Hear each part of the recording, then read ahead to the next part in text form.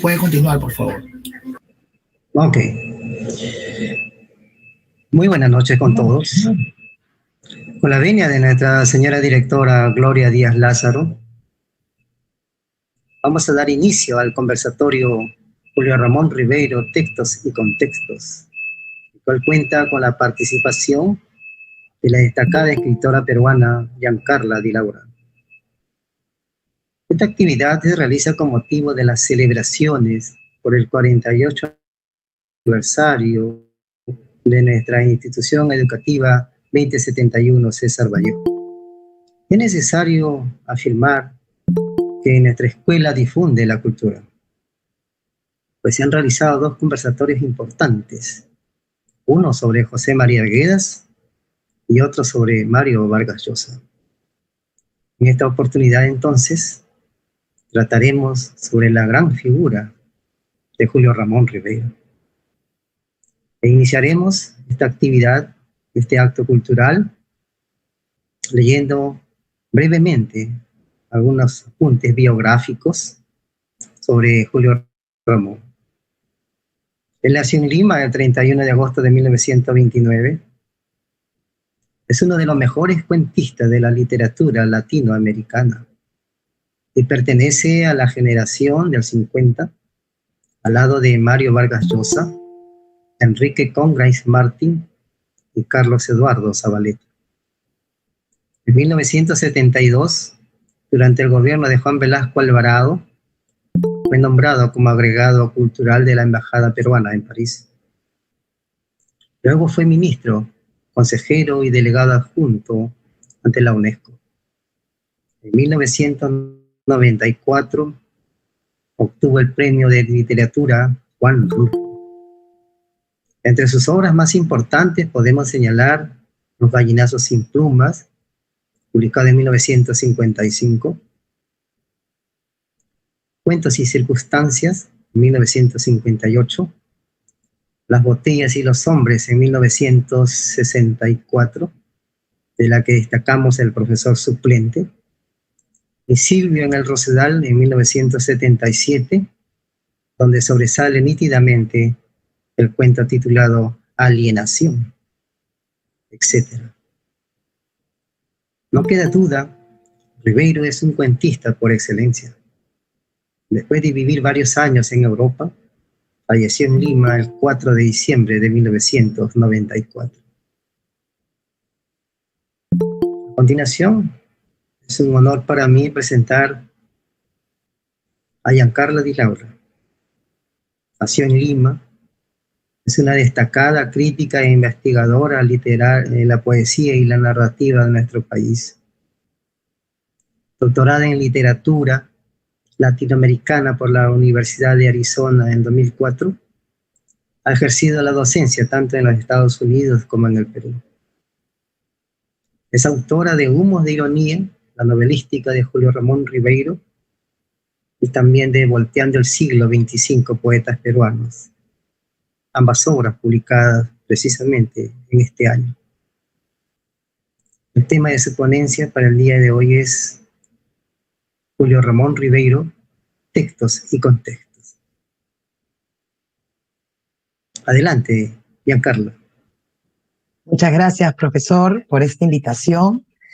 Agradezco estar presente hoy día en celebración del 48 aniversario de la institución escolar César Vallejo Covida Los Olivos. Agradezco a la directora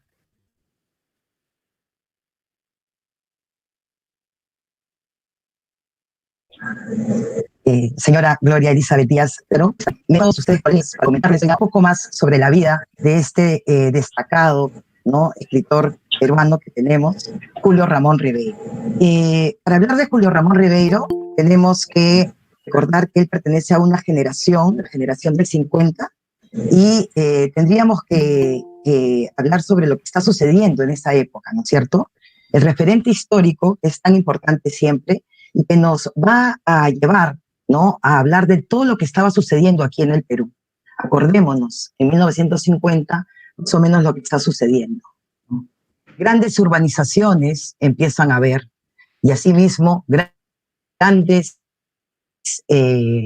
eh, movimientos migratorios desde el interior del país hacia la ciudad, ¿no es cierto?, hacia la capital. Entonces ahí vamos a ver que tenemos unos grandes personajes que van a pertenecer a estas nuevas invasiones, ¿no? Y con esto se va a comenzar a nutrir la obra de Ribeiro.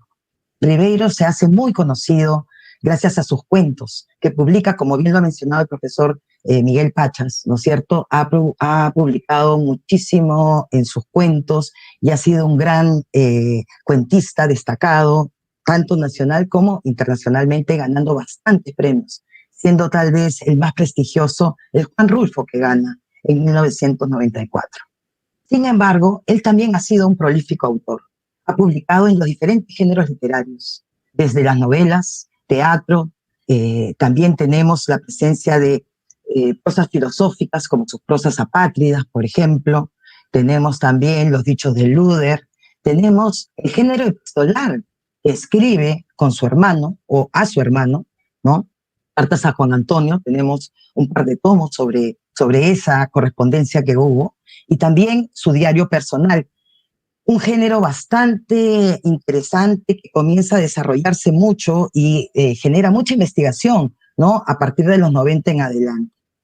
Para mí, para entender a Julio Ramón Ribeiro, a mí me gusta también estudiar su obra desde el punto de quién narra, cómo se narra y cuál es ese lenguaje que se utiliza, ¿no? Y propiamente, ¿cuál es la temática que hay? ¿Cuál es esos motivos, ¿no? Y encontraremos muchas veces que se va a dar ese escepticismo que nos lleva a un cuestionamiento de la vida, tanto de algunos presupuestos establecidos social como políticamente. Ribeiro fue un escritor comprometido con la sociedad. Él le dio voz, ¿no? Y por eso tenemos este gran título, La palabra del mudo. Le dio voz a las minorías, le da voz a la gente que comienza a habitar nuestra ciudad, ¿no? Como estas invasiones de barriadas, como lo podemos ver en el cuento Los gallinazos sin plumas, por ejemplo. Pero es muy interesante, porque por medio de su lenguaje también se ve la presencia de este gran tema que yo le llamo la ironía, ¿no es cierto? De este gran recurso y que muy bien va de alguna manera a verse a través del lenguaje, de los distintos tipos de lenguaje que él utiliza, ¿no? Sobre todo, y yo me he dedicado a estudiar sus 3 novelas. Crónica de San Gabriel, Los Genecillos Dominicales y Cambio de Guardia. En las 3 novelas yo rescato, ¿no?, a Ribeiro como novelista. ¿Por qué? Porque de alguna manera él está antecediéndose también a ciertos parámetros, a ciertas características que se van a dar con el boom latinoamericano. En cuestión de temas, por ejemplo, ¿no? El tema del incesto ya se encuentra en Crónica de San Gabriel, cuando se publica en 1960, y de repente va a ser a 1967 con la publicación de 100 años de soledad de García Márquez, se va a retomar, ¿no?, esta temática del incesto. Es decir, ya van a haber algunos temas que él de alguna manera comienza a presentar, a plasmar en sus escritos, en sus textos. Y también vemos ese juego, ¿no?, que arma, que seduce al lector, siendo el lector una parte muy activa en esta relación, digamos, ¿no? El narrador se dirige a un lector entonces activo, que va a ser el que va de alguna manera a rellenar ciertas piezas para poder captarlas mejor. Voy a leer una parte de mi libro que la considero bastante interesante para poder entender un poquito más a Ribeiro y su generación en el Perú. Y con esto enlazo con mi título, Textos y Contextos. En el Perú a Ribeiro se le encasilla en la generación Palermo. Esta denominación se debe a que un grupo de jóvenes universitarios, intelectuales y bohemios frecuentaban al bar Palermo. Sus integrantes eran Sebastián Salazar Bondi, Eduardo Congrains, Alberto Escobar, Luis Loaiza, Osvaldo Reynoso, Julio Ramón Ribeiro y Carlos Eduardo Zabaleta, entre otros.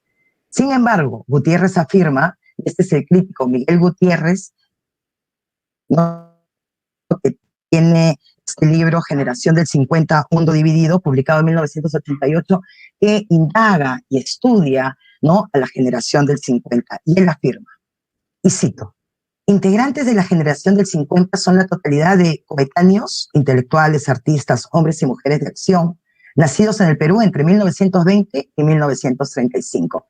Fin de cita.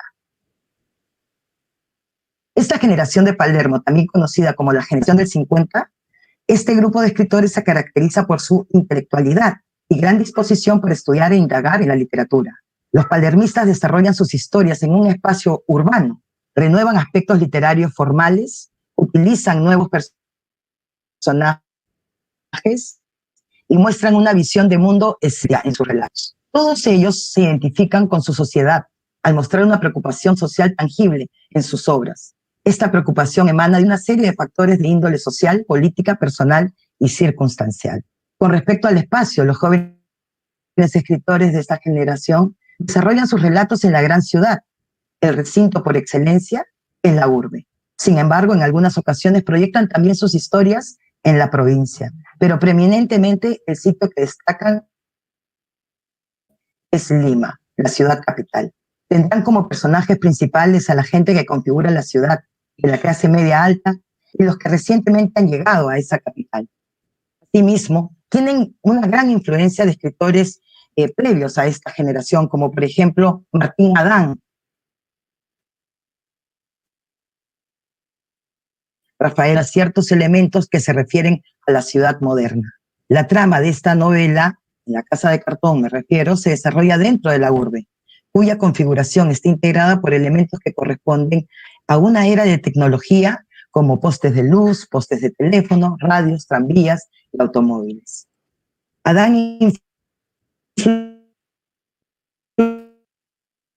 también males, ¿no? Y un aspecto formal, ¿no?, va a ser la puntuación, la escritura, digamos, ¿no?, la asociación libre de ideas, la enumeración caótica, la adjetivación profusa, pero escogida, y formas de relieve como la reiteración de las mismas palabras. Esta generación del 50 se convertirá en la primera que trata de renovar diferentes elementos textuales, debido a influencias tanto nacionales como internacionales. Otra gran influencia va a ser César Vallejo. Según lo anotado Gutiérrez sobre la obra narrativa de Vallejo, y cito, por su prosa vanguardista y la demencia, enriquecen el estilo e incitan la imaginación. Fin de cita. Dos obras narrativas de Vallejo fueron leídas y criticadas por esta generación: Escalas melografiadas y Fabla salvaje.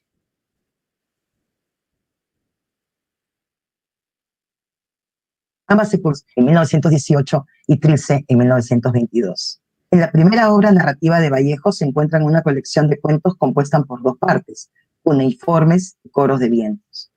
La primera se destaca por las narraciones de experiencias dolorosas vividas por el autor en la cárcel de Trujillo, y en la segunda parte se encuentran relatos fantásticos o tenebrosos. La segunda obra narrativa de Vallejo, Fabla salvaje, es un breve relato que trata los conflictos internos del ser humano.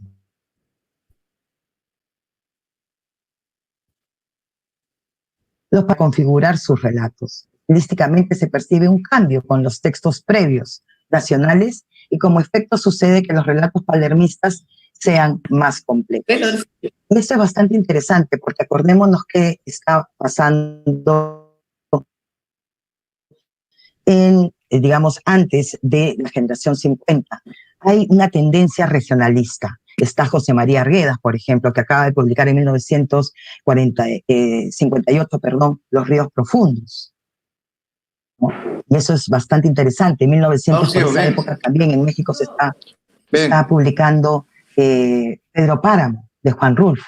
Entonces, todo eso es interesante por esta tendencia regionalista que va a ser, de alguna manera, interrumpida, ¿no?, por esta generación del 50, quienes se van a enfocar, ¿no?, a plasmar sus relatos en la ciudad. Otra influencia y gran influencia internacional que tiene la generación de William Faulkner y Ernest Hemingway. Los palermistas, entusiasmados por renovar la narrativa peruana, ven en estos tres escritores de lengua inglesa elementos innovadores que pueden adaptar y aprovechar en sus obras. De Joyce recogen la experimentación tanto lingüística como estructural de la novela, ¿no? Y se comienza a dar, de alguna manera, el habla de la ciudad.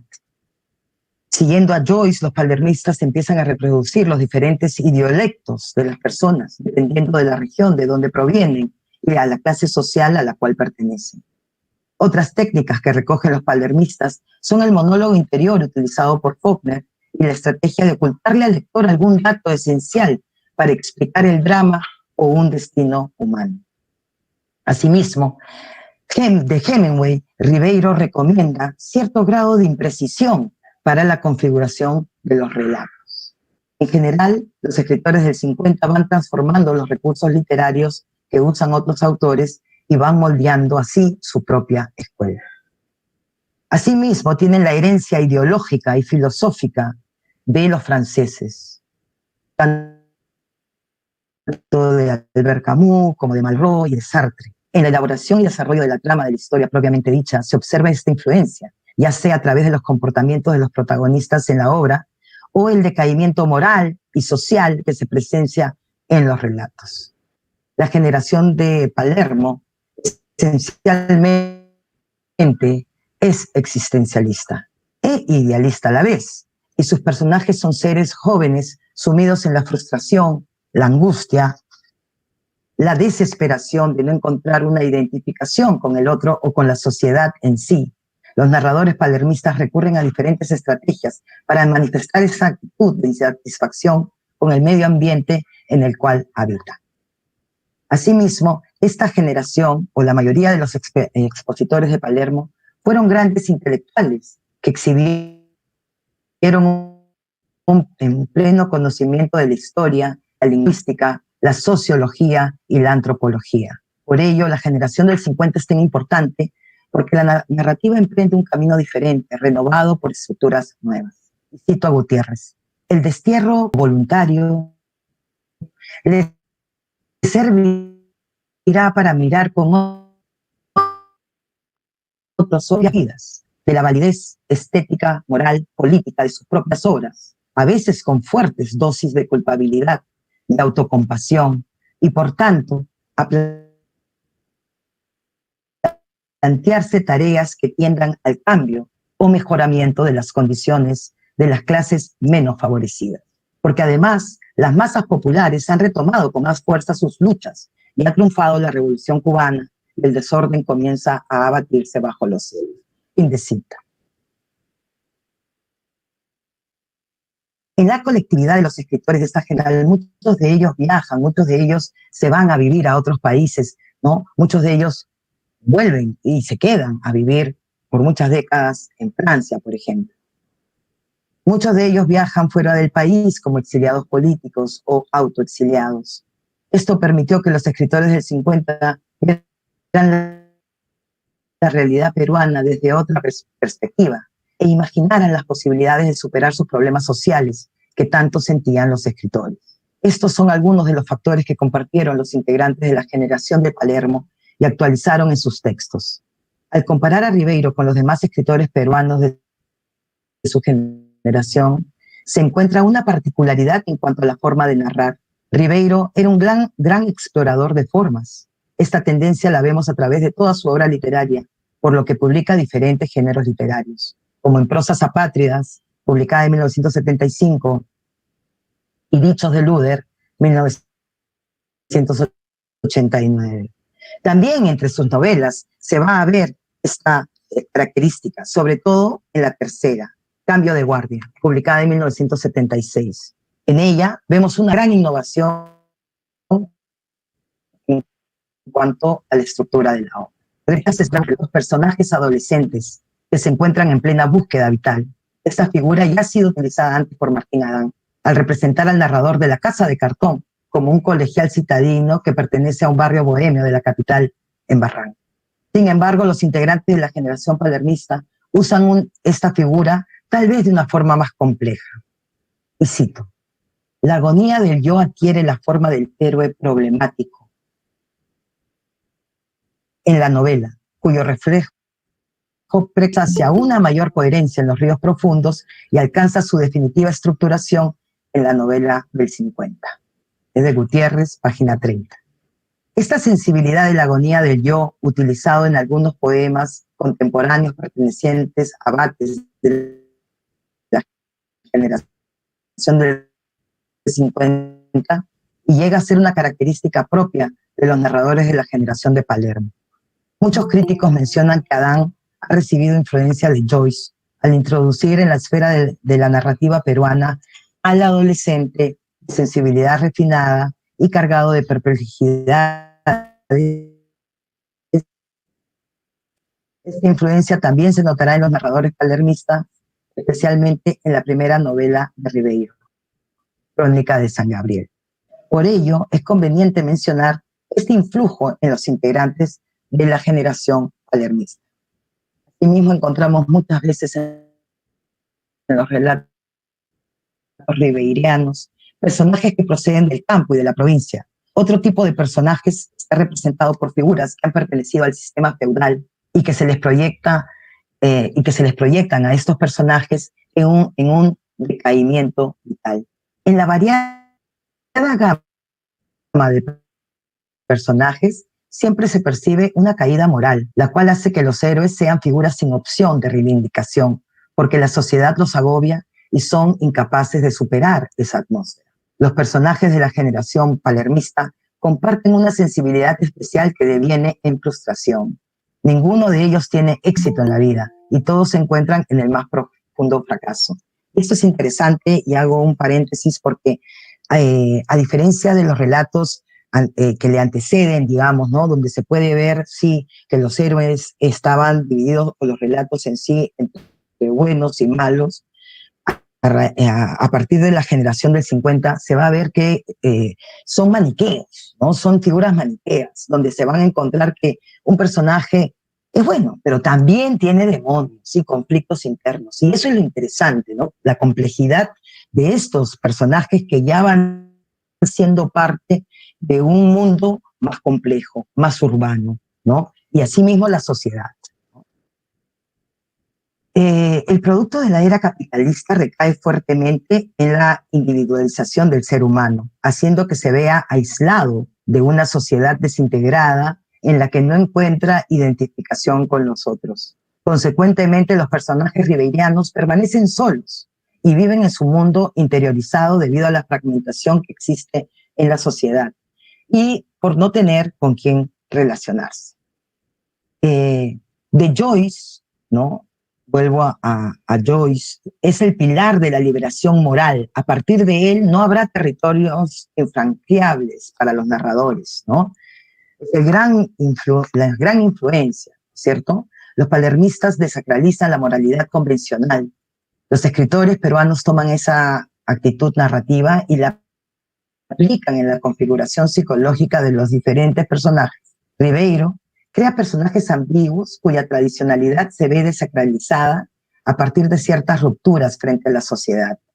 En su primera novela, Crónica de San Gabriel, hay un personaje femenino muy ambiguo, Leticia, cuyo comportamiento rompe con los esquemas tradicionales de la imagen de la mujer.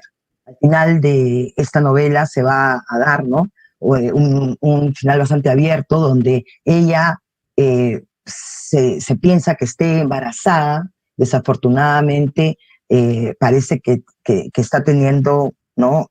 Un aborto natural, ¿no es cierto? Entonces se dan ya estas temáticas, se comienzan a dar estas complejidades, ¿no? Que pertenecen ya a una configuración femenina, ¿no? Desde otro punto de vista. La visión de mundo que proyecta toda esta generación es indudablemente escéptica. Esta peculiaridad se manifiesta a través de diversas maneras. Un ejemplo es la desmitificación de algunas situaciones literarias y falsas realidades. La generación anterior, compuesta por Ciro Alegría, Enrique López Albújar, José María Arguedas, Fernando Romero, Julio Garrido, ¿no? Y había reflejado el espacio de la sierra como un lugar idílico cuyos personajes eran explotados por el sistema feudal, rezago de la época colonial. La generación de Palermo, desmitifica el lugar de la sierra y lo describe como un lugar donde también se encuentran problemas de toda índole. Específicamente en Crónica de San Gabriel, Ribeiro desmitifica el lugar de la provincia y lo retrata como un espacio conflictivo, donde también hay confrontaciones y situaciones caóticas debido a la gente que habita en ella. Todos estos elementos narrativos producen en la obra literaria de Ribeiro una visión de mundo propiamente escéptica. Las imágenes que obtenemos del mundo creativo son desgarradoras y muchas veces fatalistas. Todas las situaciones narrativas son relatadas con una actitud irónica, la cual hace que el narrador se distancie y se burle muchas veces de los problemas que aquejan a la sociedad. La última característica de toda la generación del 50 es la preocupación por la sociedad. Ribeiro comparte esa sensibilidad al reflejar la sociedad peruana. Según Gutiérrez, Ribeiro muestra dos vertientes. Y cito: la preocupación social mostrada en su primer libro adquirirá la forma de protesta y denuncia, a veces beligerante, entre los años 1958 y 1964. Estamos viendo en ellas, pues, Los Gainazos sin plumas, estamos viendo también Crónica de San Gabriel. Después de 1964 se contrae la preocupación de Ribeiro por lo social y se irá acentuando su interés por revelar aspectos de la decadencia de las viejas clases aristocráticas. Algunas de estas historias seguirán la forma de crónicas familiares, presentes desde su libro inicial, pero ahora con un tono más desencantado y pesimista. Tal vez nos podemos referir aquí a los genecillos dominicales, ¿no? Asimismo, cuando irrumpe la novela se encuentra a Ludo Totem, ¿no? Ese nombre tan interesante que tiene el personaje principal y que al principio de la novela, tal cual como si fuera una figura media, vamos a decir, salvaje, comienza a dar, ¿no?, alaridos, porque ya no aguanta más trabajar en un bufete de abogados. Él va a renunciar y va a gastarse toda su indemnización en una orgía que él organiza, ¿no?, para empezar el año nuevo, digamos, ¿no? Desde el primer libro se ve una aguda crítica a la sociedad, a la vileza del ser humano, y luego se continúa haciendo esta denuncia, pero no solo a las clases que ocupan o desean el poder, sino en forma global a la actitud que adopta el ser humano frente a la vida en sí. Consecuentemente, Ribeiro opta por narraciones en las cuales la actitud narrativa destaca elementos irónicos desde la primera novela hasta la tercera. Este factor hace que el tono de los relatos sea desencantado o pesimista, al mostrar una visión escéptica y cuestionadora de la realidad. El gran hilo conductor en toda la obra literaria ribeiriana es la ironía, con la cual narra y critica a la sociedad, una sociedad que nunca se ha visto integrada, sino más bien fragmentada y desunida, donde la crisis de identidad se refleja en que ninguno de sus personajes se puede identificar con otros, ¿no? Y eso es bastante interesante porque esa es, vamos a decir, el reflejo de una sociedad que de alguna manera podemos verla hasta en la actualidad, ¿no? Asimismo, me gustaría de repente compartir con ustedes un pequeño PPT y comentarles, ¿no? No sé si es que lo pueden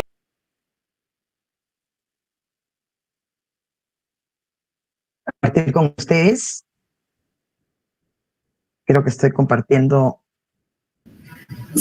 ¿Sí? ¿Se ve? Perfecto. Sí, se ve, se está viendo, sí. Excelente. Entonces, bueno, ahí tenemos, pues, ¿no?, un prolífico autor, hemos mencionado, ¿no?, en todos los géneros que él ha podido publicar, ¿no?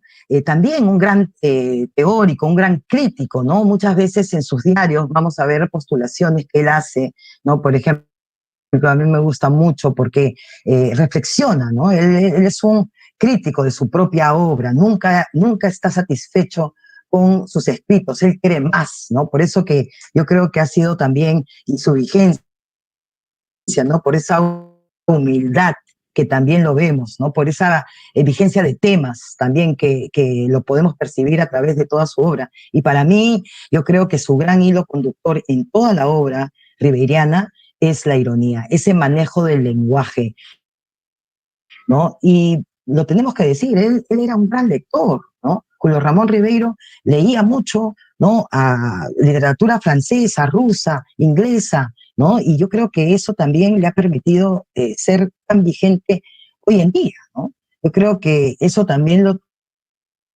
podemos notar, ¿no? En sus escritos, ¿no?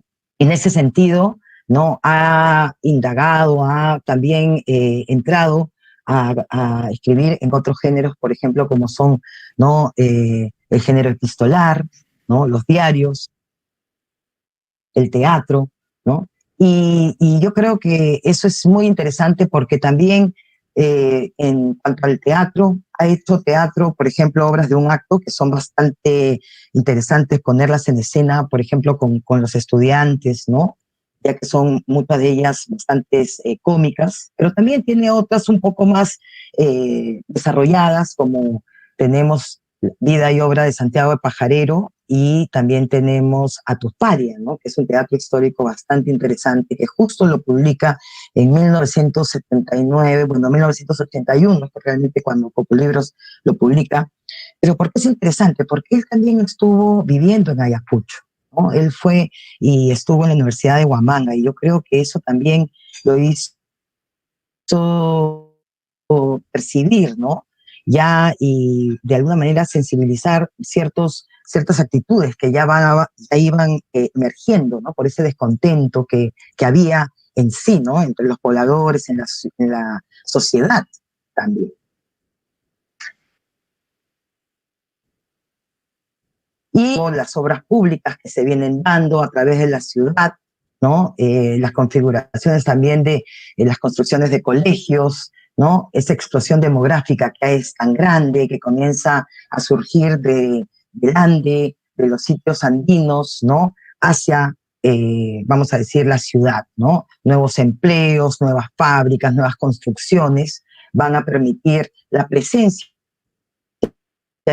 ya, ¿no? Vamos a decir, y también, ¿no? La configuración de nuevas barriadas en espacios urbanos y la construcción también de barrios. Notemos que Ribeiro vivió en Santa Beatriz primero, ¿no? Y luego va a mudarse cuando tenía 8 años más o menos a todo lo que ahora se le conoce como Miraflores, ¿no? Una familia de 4 hermanos, él el menor, ¿no? Creo que es interesante también sobre todo en sus primeros cuentos, se puede encontrar esa vena autobiográfica de él, ¿cierto? Y a mí, por ejemplo, en particular, eso me interesa mucho, ¿no? También. Las grandes, vamos a decir, particularidades, características, ¿no? De la generación del 50 y que ya se van a venir dando de alguna manera, ¿no? Como yo lo he mencionado, ¿no? Grandes influencias nacionales, por ejemplo, ¿no? Con Martín Adán, con César Vallejo, ¿no? Pero ¿en dónde recurre realmente estos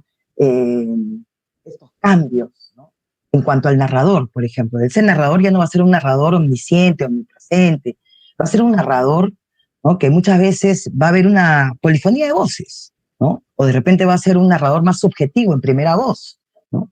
Y que va a configurar un lenguaje, pero un lenguaje que va a echar mano de lo coloquial, pero también de lo culto, ¿no? Y va a comenzar de repente a ser un poco más, vamos a decir, va a utilizar ciertas pautas extranjeras, ¿no?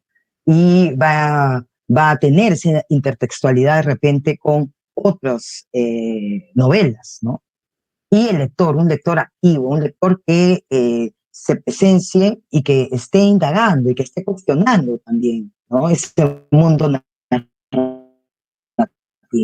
Esa ambigüedad va a crear una ambivalencia, ya que ninguno es bueno o malo. Digamos, eh, eh, de alguna manera van a ser ambivalentes, va a haber eso, ¿no? Que puede ser de los dos lados. Y eso, ¿qué se va a dar? Se va a volver un escepticismo que vamos a ver, va a haber un mundo deteriorado. Y en cuanto al enunciado, ¿no? Propiamente tal, o sea, ¿qué se cuenta? ¿No? Los personajes son ambiguos, los espacios muchas veces es bien, ¿no? Esos personajes como el abuelo, ¿no? De Enrique y Esteban, que de alguna manera no, ya no tenemos la imagen del abuelo bueno, protector, sino al contrario, ¿no? Y ya comenzamos a ver estos invasores en las barriadas. Y no son barriadas que quedan lejos de la ciudad, sino son barriadas contiguas, ¿no? Ya sea por el Cerro San Cosme o ya sea en la continuidad, no están juntos, se están dando estos nuevos espacios con problemas, ¿no? Pero muy mágico, ¿no? También se ve, y en Ribeiro lo vemos, ¿no? El uso de su prosa, una prosa, ¿no? Que mucho revela también en las descripciones de los paisajes, de los pájaros, por ejemplo, porque el Perú está compuesto de 3 regiones: costa, sierra y selva, y no dice más. Entonces, eso también, ¿no? Es como cuando uno abre un texto y, ok, pero vamos a indagar más sobre esto, ¿no? Y vemos 3 relatos que son increíbles los 3, ¿no? A mí me gusta mucho Fénix, ¿no? Que es el relato de la selva, digamos, y que ahí se puede ver un circo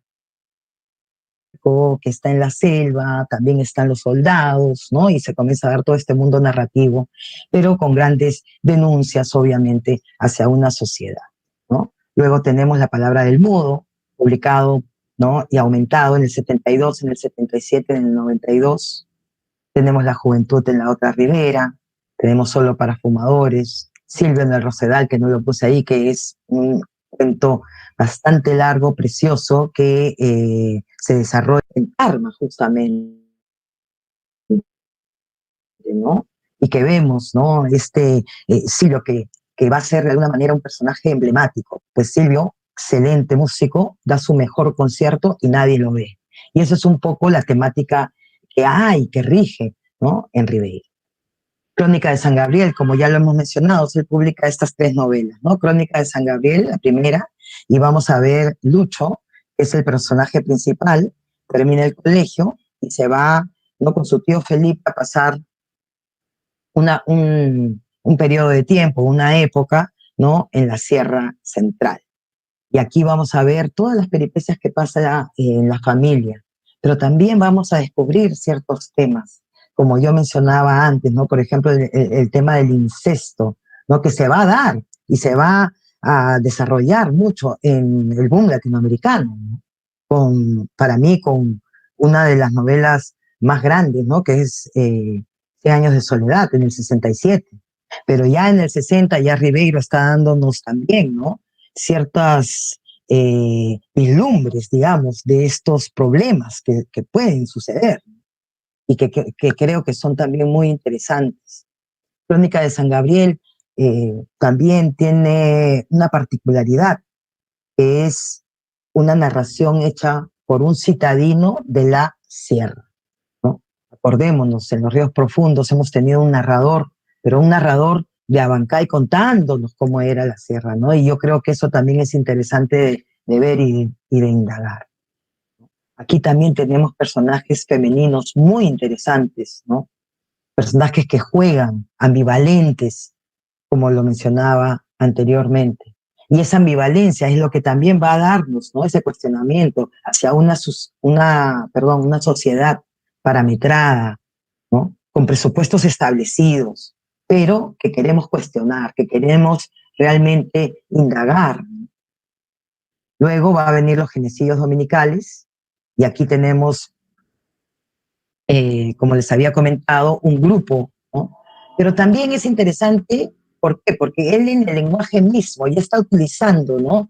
Ciertos términos que nos hacen pensar en algo lúdico, aparte del nombre del personaje principal, ludotótem, ¿no? Geniecillo, ese sufijo illo, ¿no? Que se puede referir, ¿no?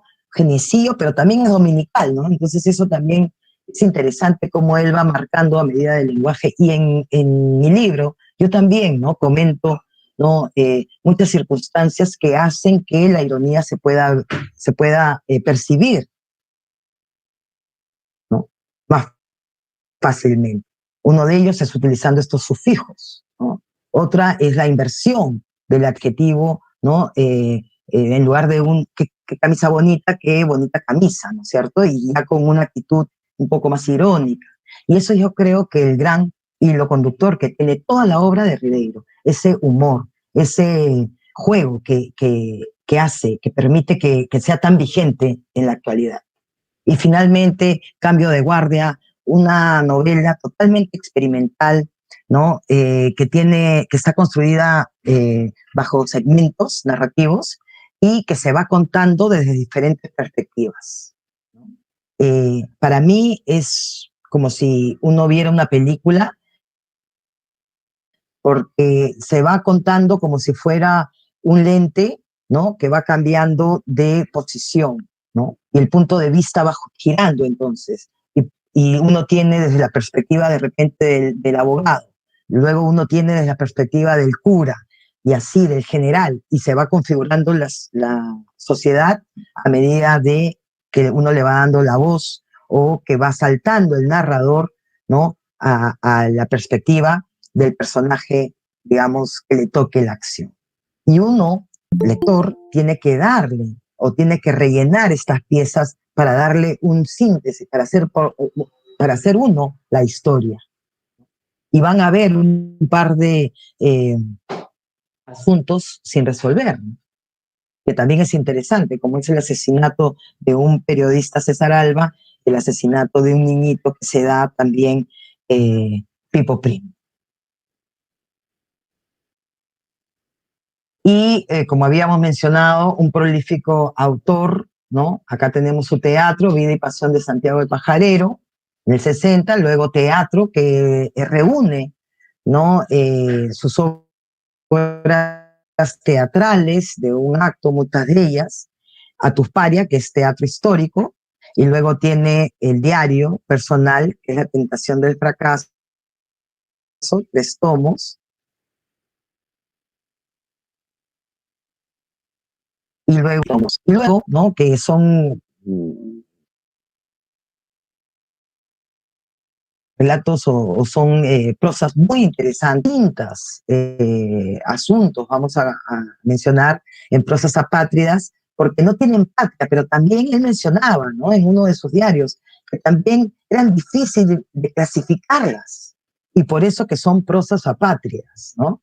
O los dichos de Luder, que muchos de ellos son juegos, ¿no? Que él está reflexionando sobre diferentes asuntos, sobre diferentes maneras de ver la realidad. Y finalmente, La Casa Sutil es una colección crítica. Él hace de diferentes novelas o de diferentes aspectos literarios, ¿no? Por eso es la importancia que yo le doy a Julio Ramón Ribeiro, considerando que no solamente sus cuentos, que son magníficos, extraordinarios, ¿no? Pero también todo lo que él ha publicado, ¿no? Por eso yo lo rescato como novelista en esta vez. Muchas gracias. Voy a dejar, a ver, interrumpo entonces y estoy, a ver cómo es para salir aquí. Perfecto.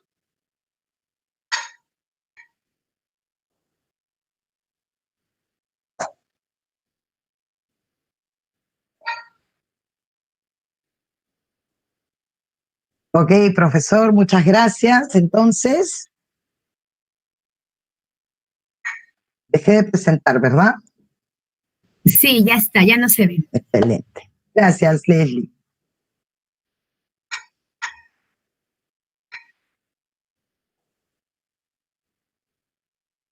Muy bien, entonces con eso termino mi presentación de rescatar a Ribeiro como novelista, ¿no? Y también por todos sus otros textos que él ha escrito.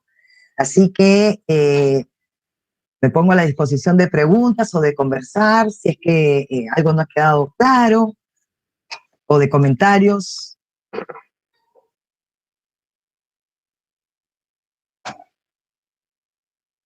Bien.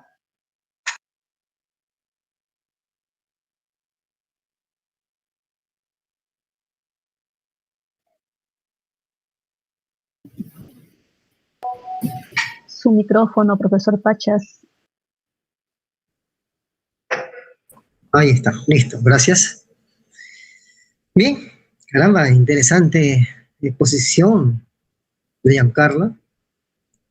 Nos has hecho ver algunos aspectos importantes, por ejemplo, que Vallejo ha leído las obras primeras narrativas de Vallejo, perdón, que Julio Ramón ha leído las primeras obras narrativas de Vallejo, o Fábula Salvaje y Escalas. Y también algo importante que he escuchado es que Julio Ramón Ribeiro es un hombre, un escritor comprometido con lo que ocurre en la sociedad o lo que ocurría en esos momentos en el pueblo peruano. Y allí podríamos decir también que él defendió, me recuerdo en la época que tuvo un debate, un agrio debate con Mario Vargas Llosa con respecto a la estatización de la banca en la época del gobierno de Alan García. Creo que eso es fundamental para rescatar a Julio Ramón Ribeiro en estos momentos. Y quisiera, estimada Giancarla, ahora pasar a algunas interrogantes que han planteado a través del chat. La primera es, ¿cómo describirías al hombre Ribeiro? ¿Cómo lo podrías describir? Bueno, yo lo he visto 3 veces, digamos, en mi vida, pero por lo que he leído, ¿no? Un hombre muy humano, yo lo considero, un hombre muy humano, un hombre bastante tímido por lo que he leído, eh, tal vez no muy conversador al principio, pero después de entablar de repente, ¿no? Una relación, un hombre que es apasionado, ¿no? Eh, He conversado con mucha gente cercana a él y ellos me cuentan que era también muy deportista, ¿no? Porque sí, claro, ¿no? Le gustaba fumar, ¿no? Obviamente, pero también por otro lado le gustaba montar mucho la bicicleta, le gustaba mucho la natación. Y algo que tengo que decir que, bueno, yo soy de la Alianza Lima, por si acaso, pero que él era de la U, ¿no? Eso sí tengo que comentar sobre Ribeiro, ¿no? Le encantaba el color anaranjado, tenía una relación increíble con su hijo, ¿no? Su hijo cineasta, Julio Ramón, y realmente en esa parte yo lo veo también, como decía al principio, muy humano, ¿no? De conocer gente, de que le guste, ¿no? Que las demás personas por su diario, ¿no? Lo lean, le lean a él. Gracias, Giancarla. Bueno, damos un saludo al escritor y poeta Ricardo Muse Carrasco, que está también con nosotros, ¿no? Desde Sullana, está participando en este interesante conversatorio. Giancarla, tú has mencionado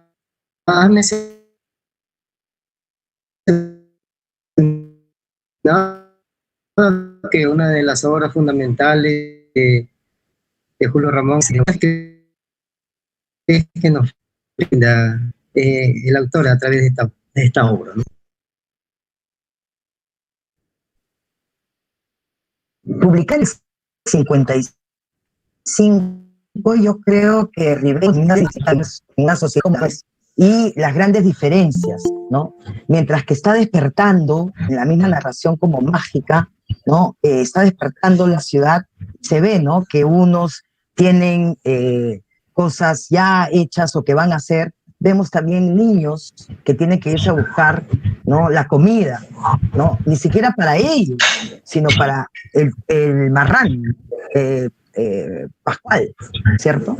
Entonces ya vemos esta diferencia, ¿no? Ya vemos una sociedad fragmentada, ya vemos desde el inicio, digamos, ¿no? Problemas de una sociedad que no tiene, digamos, una estructura, ¿no? Esos niños que hacen trabajando, esos niños no deberían estar trabajando, deberían estar educándose, ¿no?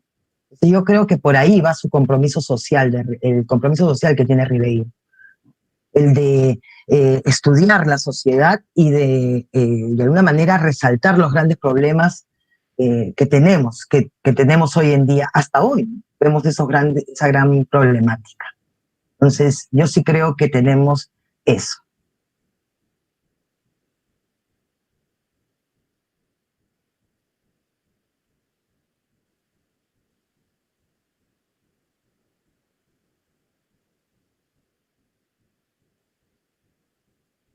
Creo que es su micrófono, profe.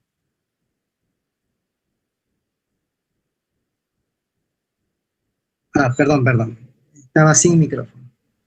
Repito entonces, vamos a hablar de prosas apátridas y voy a leer un pequeño relato y luego también nos dirás más al respecto sobre esta gran obra de Julio Ramón.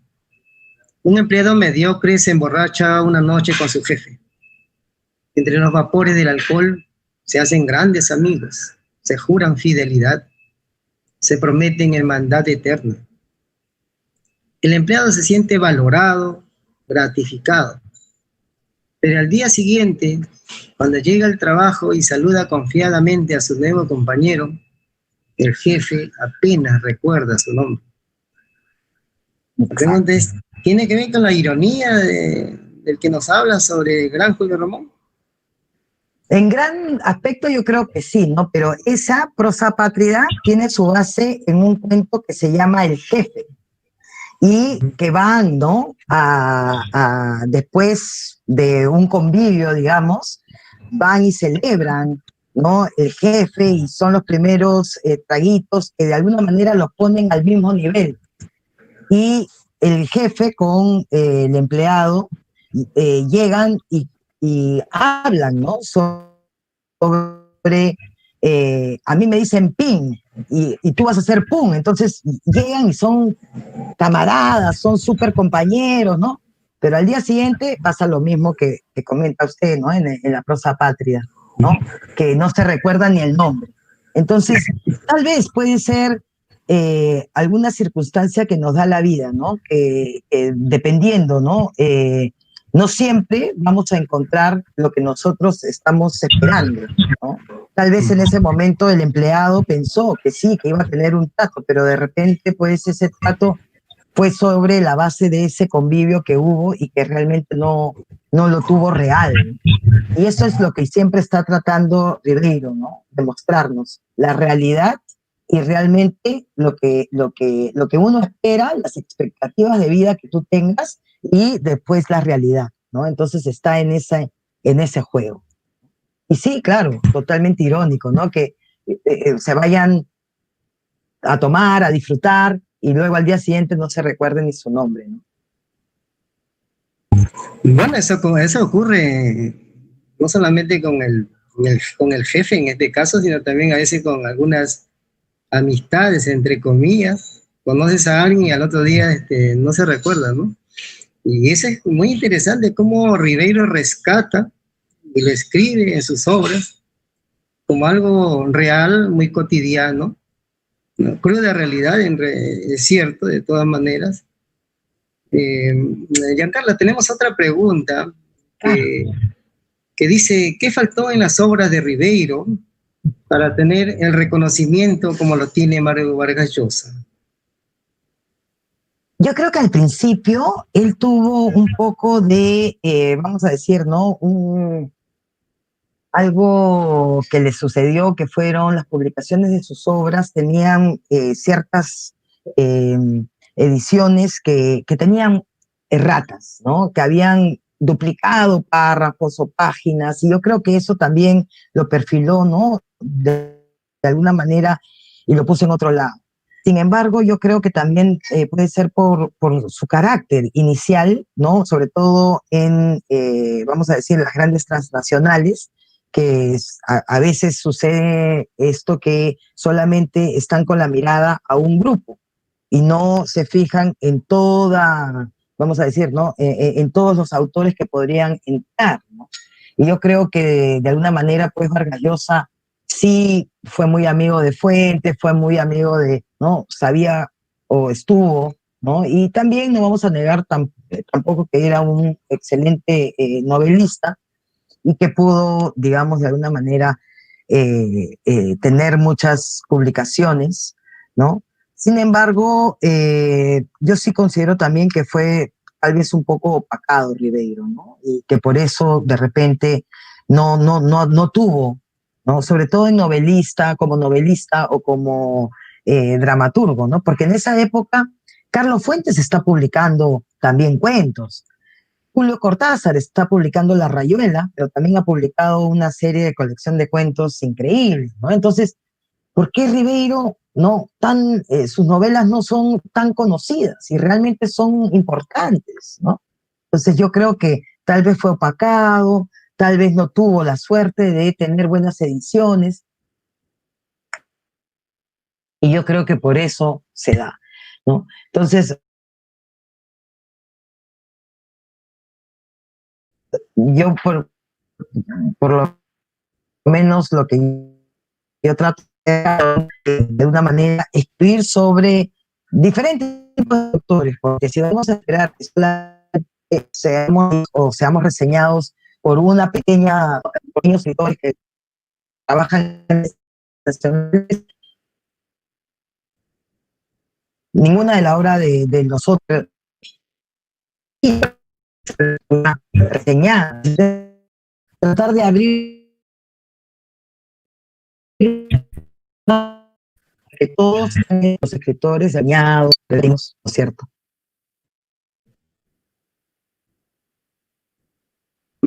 Diego Ribeiro no quiso hacer nada como para estar cerca donde debería estar en cuanto al boom literario que en esa época, tanto Vargas Llosa como Fuentes, como lo menciona.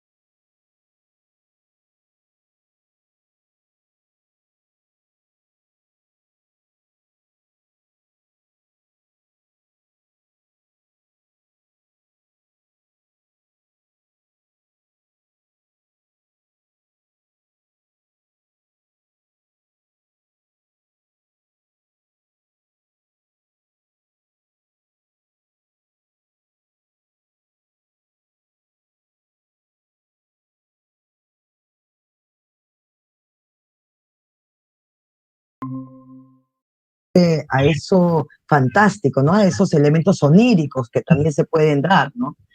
En doblaje, por ejemplo, o en otros aspectos se encuentra también esa gran influencia. Yo creo que para todos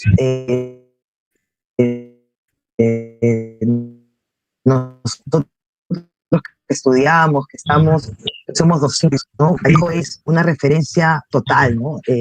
Yo creo que si te gusta la literatura peruana, pues uno primero, ¿no? Como sea, vas a amar a Vallejo, ¿no? De repente en su poesía, pero también en su novela, en su teatro, ¿por qué no? ¿No? Y en este caso, en sus cuentos. Bueno, en una oportunidad trataba o investigué sobre si había una relación, digamos, alguna admiración de parte de Julio Ramón Ribeiro con César Vallejo. Y encontré un artículo muy interesante que es de una entrevista que hizo César Calvo precisamente a Julio Ramón Ribeiro. Claro. Y allí Julio Ramón le contaba a César Calvo que tras la muerte de su padre, él no encontraba consolación, consuelo en ningún lugar, ni siquiera en las personas, ni en las obras. Pero de pronto dijo lo siguiente, que me gustó muchísimo para hacer esta pequeña nota. Y dijo de esta manera, ¿no? Y ese culto a César Vallejo, me pregunto, ¿no podría explicarse, entre otras cosas, como que los escritores desamparados creyesen haber encontrado a su padre verdadero? Sumamente interesante, o sea, así como a Eilson, considero también que Julio Ramón Ribeiro tuvo a César Vallejo como un padre literario, ¿no? Alguien que lo podía de repente encauzar o disminuir la soledad o las penas que podría tener en la vida. Totalmente de acuerdo, totalmente de acuerdo. Entre Vallejo y Julio Ramón ha habido pues una relación muy íntima. Pasamos a la última pregunta, Giancarla. He encontrado dos frases interesantes de Julio Ramón y quisiera que tú me brindes una opinión al respecto, ¿no? Uno, la primera frase es de Julio Ramón que dice: no somos más que un punto de vista, una mirada. Y la segunda frase dice, cada escritor tiene la cara de su obra. ¿Qué opinas al respecto? Es muy interesante, ¿no? La primera, sobre todo, porque de alguna manera nos están mirando, ¿no? Para él, eso de la reflexión, ¿no? ¿Qué somos realmente? ¿A dónde vamos? ¿No? Pero eso es totalmente escéptico, ¿no? Es un cuestionamiento total, ¿no? Realmente, ¿qué somos? O sea, si es que no me leen, si es que no, ¿cómo yo puedo sustentarme? ¿Cómo yo puedo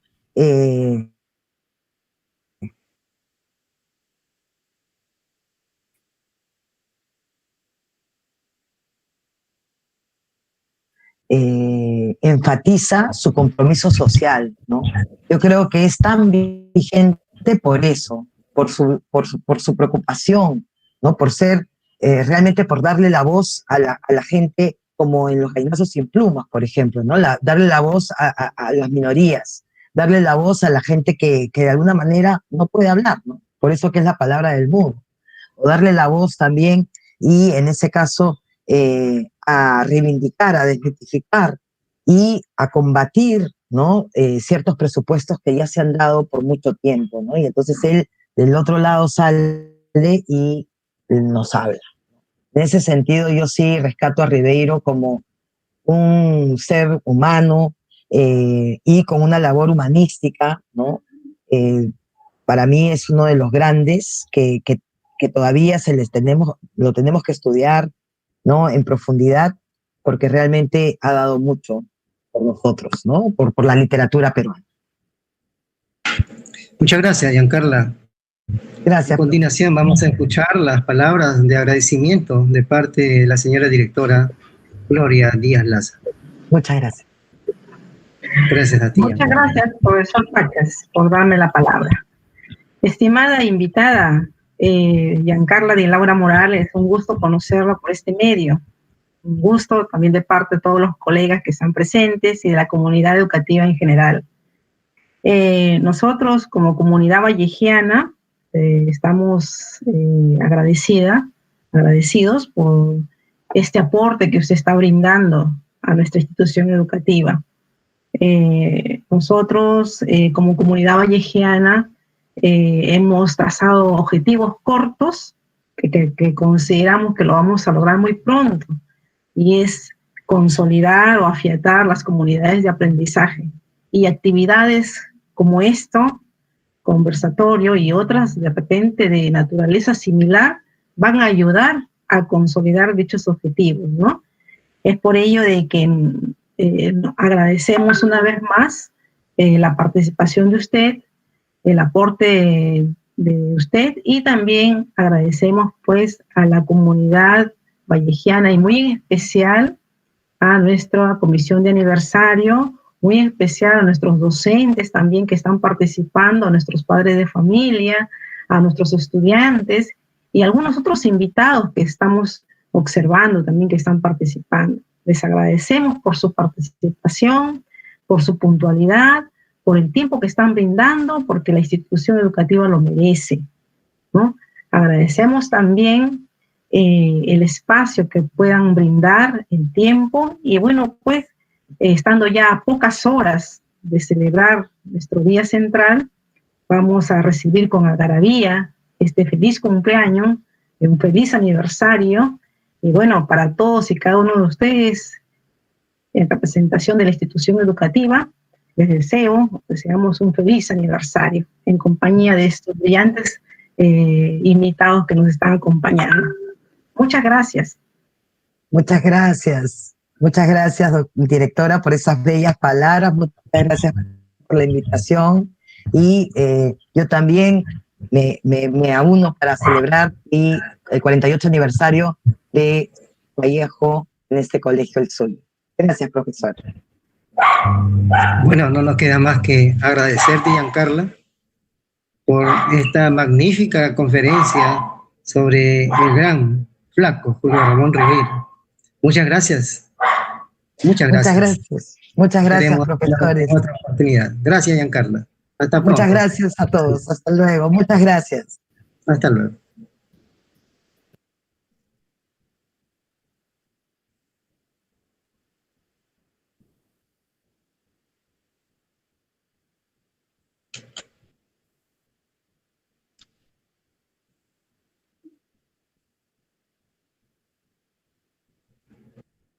Muy buena exposición. Voy a leer a Ribeira.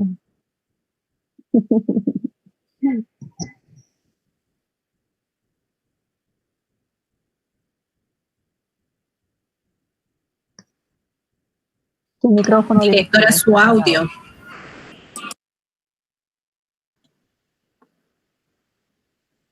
Bien, bien, colegas, les agradecía su participación, su presencia, ya que estas actividades pues nos llevan, nos reconfortan la parte de la literatura, muy de repente muy dejado en estos tiempos, y qué más pues con traer a grandes personalidades que nos puedan aportar para nosotros, para la institución educativa, es bastante ventajoso.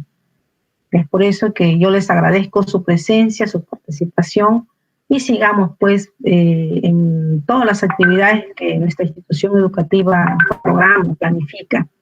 Mañana estamos con el Día Central a través del Facebook, ¿no? A través del Facebook. Participemos todos, colegas. Estamos de cumpleaños y el cumpleaños es de todos, ¿verdad? Agradecemos al equipo técnico.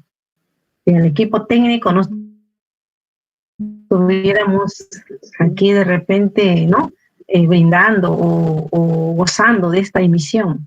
El equipo técnico está haciendo también sus esfuerzos por lograr esta emisión. Con la Comisión Aniversario, el equipo técnico muy agradecido. Y también la presencia, ¿no? Nosotros tenemos que ser una comunidad que sume, no que reste. Entonces, vamos para adelante. Vamos para adelante.